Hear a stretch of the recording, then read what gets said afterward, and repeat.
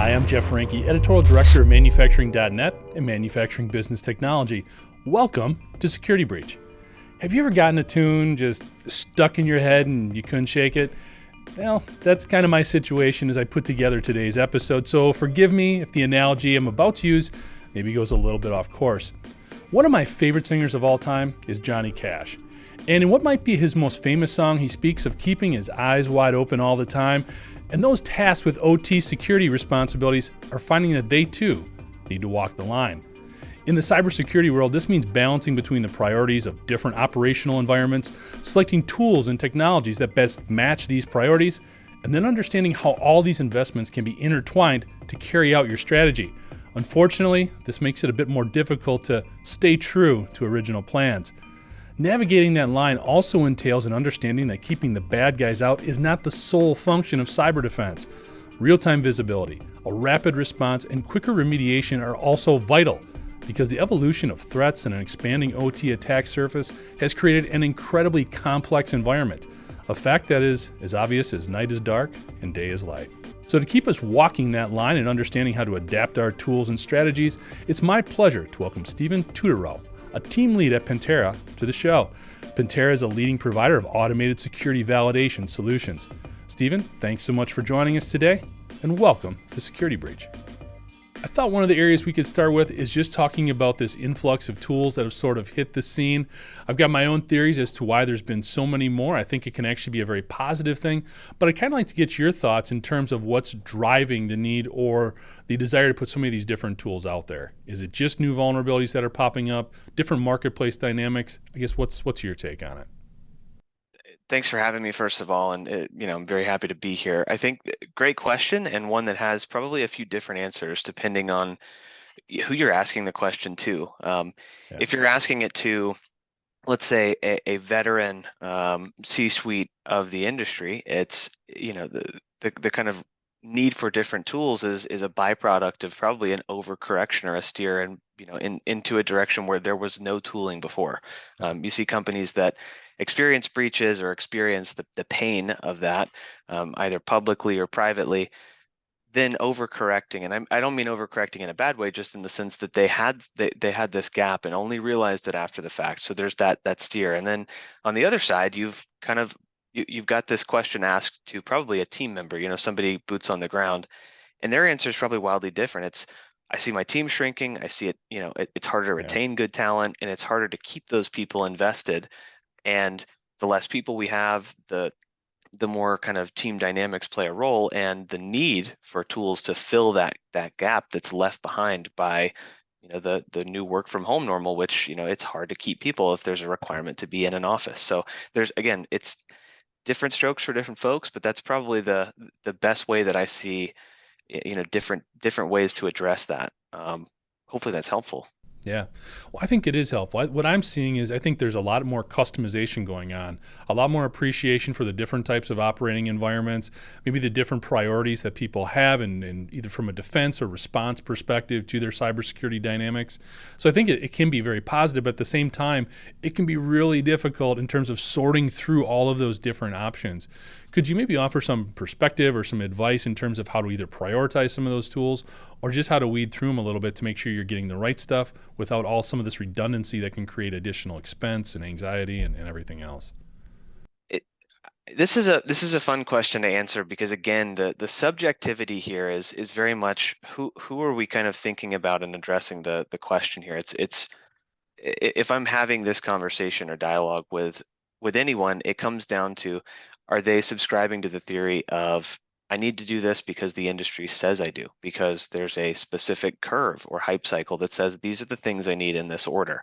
Am I doing this because I'm working with a consultative kind of brainchild behind things who's experienced in whatever kind of tool set I'm working with?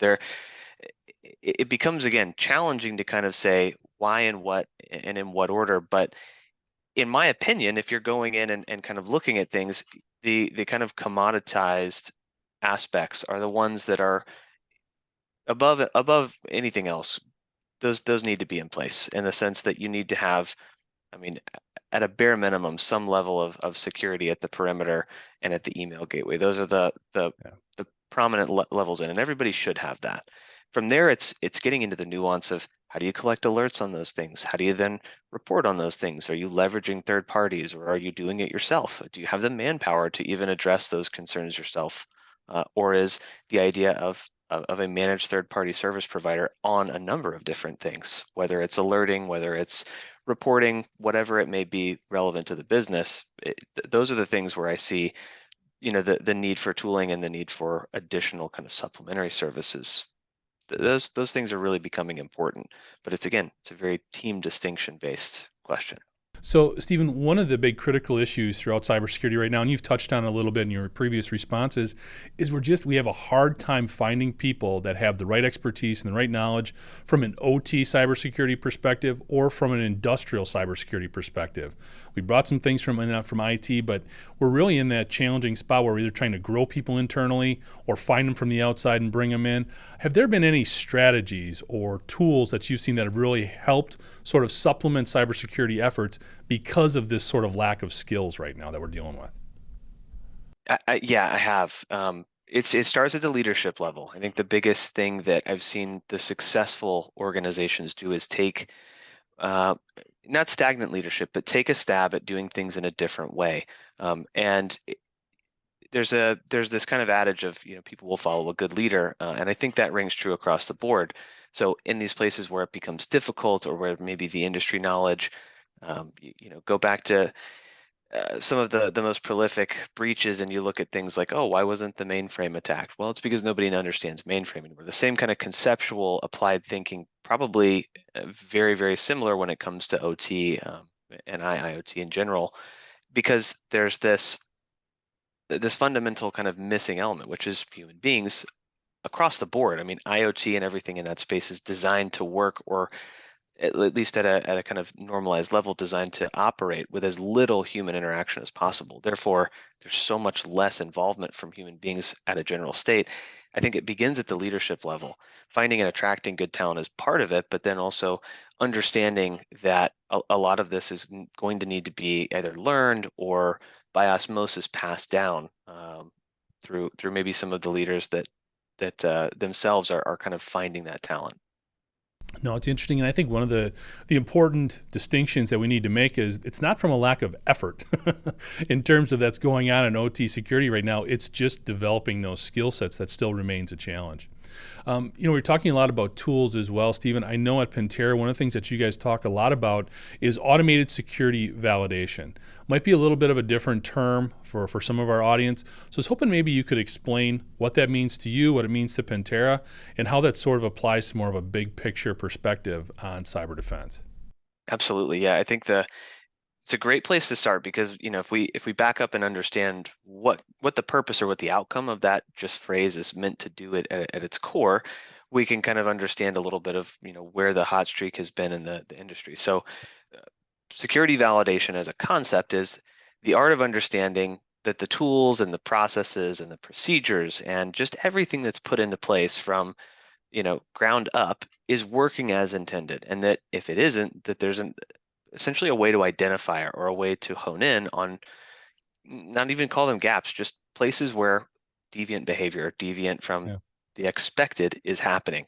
So when we talk about security validation, it can be, I expected that my third party was going to let me know when crossing boundaries. I expected that the ACLs I put in between IT and OT worked, and that traffic egress wouldn't be able to happen, or ingress. And then you get kind of to the macro level, and it becomes, I expected that everywhere I've placed an EDR, on places where I have critical systems, that it would react. So it's this idea of testing, and putting some kind of measurable value behind, are my processes and tools working as they should? And this is no new concept, but the Mhm. concept of doing it with without a human being, or without many human beings, is really where the kind of Pantera differentiation comes in versus the norm, because it's very common practice. Uh, Albeit, back to your original point, it's hard to find people that know OT very well, and to get those folks in to do that, just becomes a harder challenge. So we've been doing pen testing, we've been doing validation of security and controls, with white hat and red team efforts, if you will, for a long time. It's just, the evolution of that is taking it beyond a human and bringing it more, into the future where we're taking automation and really applying it well.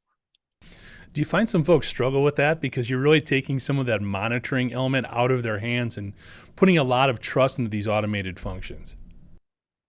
I will say people grapple with almost every aspect of it because I don't I mean you probably know it well. I know it well.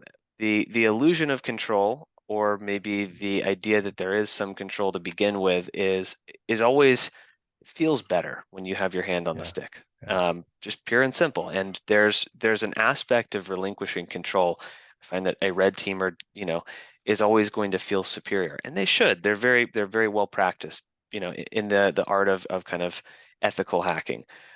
It's not so much about uh, teaching somebody about something they don't already know. It's about bringing them into the fold on how things work and how it impacts their workflows, how they're right. actually going to be impacted by it. The big teaching aspect that I most often do is um, pretty much coming face to face with whatever kind of skeleton in the closet. Somebody took down a skiff server 15 years ago, or somebody was performing a change control and they knocked out all the production servers overnight and had to reboot. Like, everybody has this horror story and this kind of PTSD element of when things went wrong. And the first thing that people jump to in this situational, no human involved kind of testing is, well, what's my recourse when something goes wrong? It's not if, it's when something goes wrong. So it's Yeah, defining that this can be done safely, or this is not something that just tips things over. And that's the hardest thing to teach. It's really an observed behavior at that point. So yeah. seeing is believing. Well, no, the lack of control can't be any worse than having somebody inside your system and you don't know it. So, It's exactly. sort Yeah, of a trade off. it is. In working with this, just helping to understand the mechanics of a little bit in this type of situation, is it just a constant sort of probing, a constant monitoring? Do you start in one area and work sequentially? What is the mechanical process of this type of approach like? Maybe you could detail that a little bit. I call it efficacy testing at scale. The idea being, even like a traditional pen test or a traditional kind of engagement, you have somebody coming in and they've defined the rules of engagement, they've scoped things to a certain degree, and they've outlined, let's call it the places where they're going to engage. You still do the same thing with a platform that's automated. You're just plugging in and specifically saying, these are the things that I want automation to take care of. There's always you can always kind of put gates or levels of human approval, which is what they're called in Pantera, into the process. So whenever Pantera, I call them, arrives at doors, Pantera will arrive at one door. And depending on what you do, if that door is successfully opened, there could be 5 or 6 doors behind it, and each one of those doors have 5 or 6 others. But there's always a process to engage the human being in those if they want to. You can completely be automated, but it's a process of I'm gonna plug in my IP targets. I'm gonna run this test. I'm gonna find out if there's anything at all without authentication, without any kind of given input, and I'm gonna see if there's kind of a missing link or something that was overlooked. And if so, that's great. But then I'm gonna move on to the next segment and the next segment, and it's a kind of a way to blanket cover yourself or understand where your baselines are. And everybody knows about baselining. It's good. Yeah, I mean, what I like about this approach too is, especially in the OT environment, and not just manufacturing, but critical infrastructure as well, it's going to be more sensitive to a degree temperature spike, a quarter of a pound of pressure, just a milligram of additional chemical being added to a water treatment facility, whatever that case may be. Things that maybe traditional systems wouldn't really red flag, you can set it up so that these things will trigger alerts and let people know something weird is going on. It could be something that's just within the system, but it could also be somebody from outside trying to mess with what you're doing. Very true. And this is one of the areas where you could be in oil and gas, critical infrastructure. You could be in logistics. There's so many different industries that have these environments that are, I mean, for lack of a better term, it's fragility at its core, because there are so many systems that are just, they behave in a very specific way. Those are areas where, do I need to understand that a port sweep will knock over all the temperature sensors in my closet? Probably not. But do I need to make sure that those things are not creating a hole or punching a hole into other network segments. Absolutely. And that's where something at kind of a broad scale really, again, comes into play, but because you may do this once a year or every 3 years, or maybe you don't even scope in those types of things. But with a system that you control, you can do that on a cyclical basis, much, much faster, weeks or months at a time, as opposed to years or never, which is a really big change to the traditional way we've been doing things, which is leaving large gaps of time, or maybe never even seeing and maybe extrapolating Yeah. to an infinite result. So when you have these conversations about automating more of this testing and more of this process, does that also lead to conversations about artificial intelligence as for sort of the next step, or how do you? I guess I'm assuming that comes up all the time. Just kind of wondering if it comes up as a natural transition, or what your thoughts are there. Yeah, it's been the hot topic lately. I'd Yeah. say the past 6 months of just events and conversation in general have it's been topic number one, at a certain degree.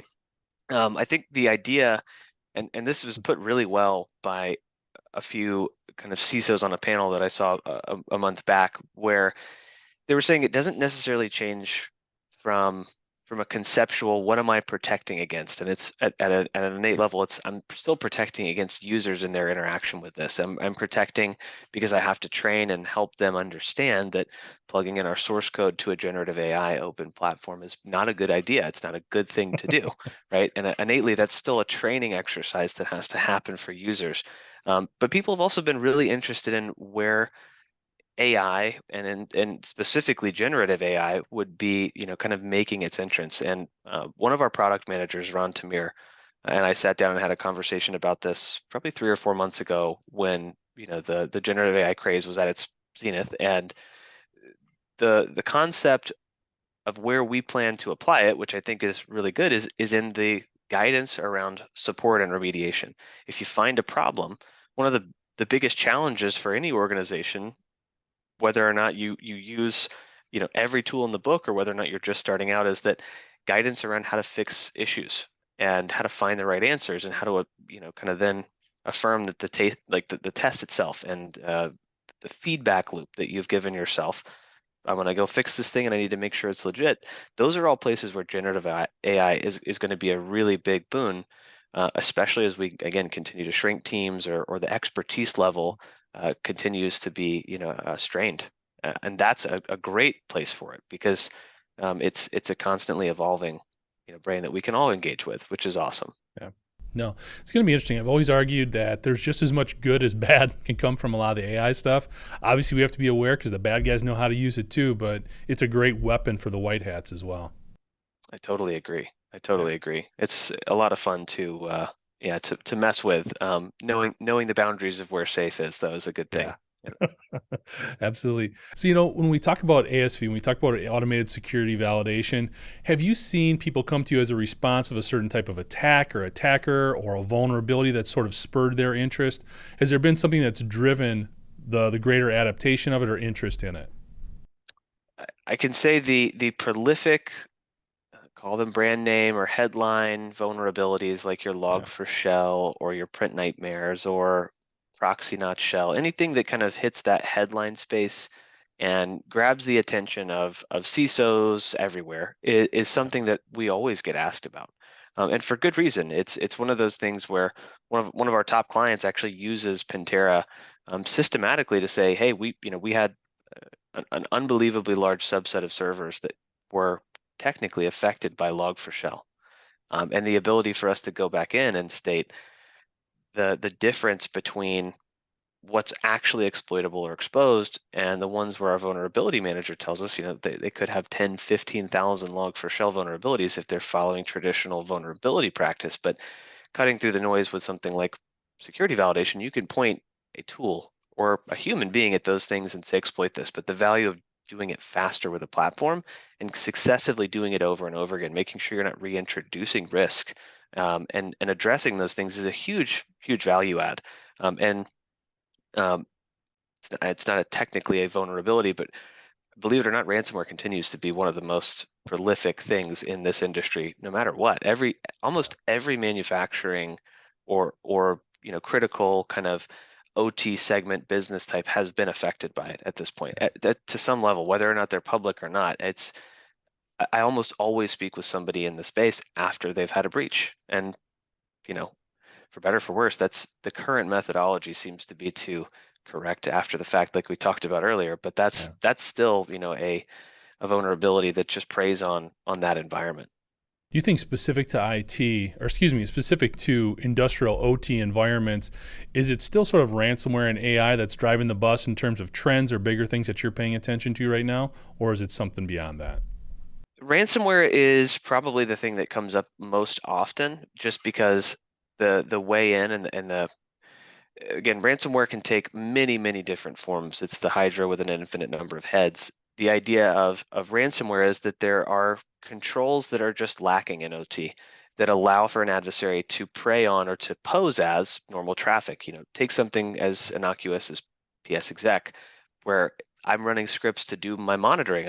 I'm a single, kind of IT practitioner in charge of making sure that my kind of borders between OT and IT are safe, and I use those kinds of processes and tools, the same ones that ransomware would make use of, to do all of the kind of activity. So it's very difficult, even for third parties who are doing monitoring and who are engaged in a process or who work with organizations. Ransomware makes use of that kind of living off the land entry point and, call it the festering spread in those environments. It's very, very difficult to capture it when it first happens. And Yeah. that's what I continue to hear. As crazy as I mean, I feel like I've been talking about ransomware for 10 years now. it's Yeah. it seems, and it just doesn't seem to go away. Well, I think all of these big ransomware as a service type organizations, I think they're getting so much smarter, specifically about the industrial sector and understanding that they can take out somebody in the supply chain, and that puts so much pressure on that logistics provider, that service provider, up and down. Same thing when you hit somebody who's even a mid-sized manufacturer, they're going to feel the pressure from everybody else, the retailers and everybody else, to just get it fixed. And a lot of times that's what leads to people just paying the ransom.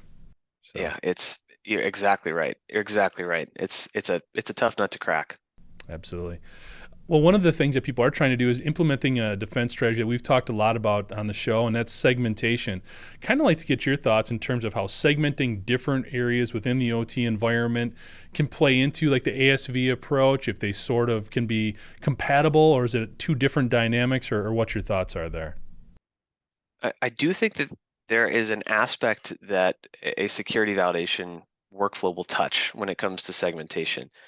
Notably, when we've seen this in kind of an applied theory, in kind of boots on the ground, when we've worked with teams and run something like a Pantera against those environments, it's genuinely trying to understand, hey, at the PLC or HMI layer, is there any place on this 1,000-mile wall, which is the segmentation built between OT and IT, where that interaction is different than normal? We've built these walls up because, as you well know, and I well know at this point, there's no way to really implement as diverse a tool set on the OT side. Simply put, you can't manipulate that side of the house. So Right. the big wall is the defense, and it's places where unexpected behavior through that wall or around it lead to the kind of routes in. And so it becomes the testing of those ACLs or rules in segmentation. When it gets to, let's call it intra workflow segmentation, I think most of what I see is in any manufacturing environment that they're segmenting things like label printers and things like uh, kind of cutting or AutoCAD and other devices that are not workflow wise connected. Those things become segmented, and those that leads to at least some ability to partition environments that are on the OT side. But it's not always done. it's Right. it's just something that I see some of the more effective kind of security teams have done as again a response action more than anything else. Interesting. So, Stephen, this has actually been a very positive conversation, which is great because sometimes on Security Breach, we focus on the bad guys and some of the negative stuff that's going around. So I've sort of evolved this question a little bit. Instead of what keeps you up at night, what are some of the things that help you sleep at night in terms of things that are going on in cybersecurity that you feel like we have? Because I feel like even in the last 6 months, there's been a tremendous amount of positive progress that's been made in the OT cybersecurity environment. So what are some things that you're seeing that maybe help you feel a little bit better about how we're doing right now? I would say that the biggest thing is, I mean, exactly what we're doing here, the evangelism of the ideas that there are advocates for the space, that there are advocates who understand the space, and most notably that there are teams who are finally, kind of taking on the challenge of a better security strategy. It's again, it's been something where you've got the kind of dinosaurs that don't move fast enough until they have to, but the thing that makes me sleep better is that we have, again, call it the new guard, if you will, who are invested in bringing in new ideas, and they have the buy-in and the power from above, and they say, we don't want to be the next headline, and we want to take Yeah. things on proactively. That for me is, as a security kind of practitioner, but also on the vendor side, obviously it's a good thing to hear when you get people who are like-minded, because they participate on panels. They are very invested in being a part of the story so much as they are in living it themselves, which again just raises the awareness and the bar across the board. And I think for me that's one of the most exciting parts that I've seen over the past like 11 years in just this specific space. No, and I would add to that and just say the transparency, I think, has improved just in the time we've been doing this podcast for about 2 years, a little bit more. Just the amount of transparency that has come out about a lot of these attacks in that amount of time has been just great. I mean, it's been tremendous in terms of how people are willing to share more information. Just how much we now know about Colonial Pipeline, how much more we know about JBS or the Dole Foods attack, or some of the other ones that have gone on right now, even some of the bigger industrial automation companies like ABB sharing more details about how they were hit and what they did in response. I think it just helps the whole community, as you kind of alluded to, just be smarter and more assertive in putting their plans together. Totally agree. It's a community driven effort, and we only learn. We One of the things I try and teach my kids is, it's okay to fail as long as we learn from our failures. I learn more from failure than I do from success sometimes, and this is a great testament to that. Stephen, this has been awesome. Have we missed anything? Anything else you'd like to share in terms of thoughts or observations on the industry or about Pantera? The one thing that I will state, for the record, Pantera, even though it's an automated security platform, automated security validation, and it's using the kind of ethical attacks as a way in, it is not malicious in nature. One of the many Yeah. misnomers is that, we're offensive security, and offensive can mean offensive in nature, offensive in intention. That's not the game. It's absolutely about driving, validation efforts, driving the right alerts, driving the right data points to security teams on the blue team, on the purple team, as they better understand and engage with things. That's what Pantera's main goal has been, and I think sometimes that doesn't shine through when people hear automated attacking solution. It's it can be daunting, like we said earlier. Thanks, Stephen. And for more information on the work he and his colleagues do at Pantera, you can check them out at Pantera.io. That's Pentera.io. Thank you for joining us today. And to catch up on past episodes, you can go to manufacturing.net, IEN.com, or MBTmag.com. You can also check Security Breach out wherever you get your podcasts, including Apple, Amazon, and Overcast. And if you have a cybersecurity story or topic that you'd like to have us explore in Security Breach, you can reach me at jeff@ien.com. For Stephen Tudereau, I'm Jeff Ranke, and this is Security Breach.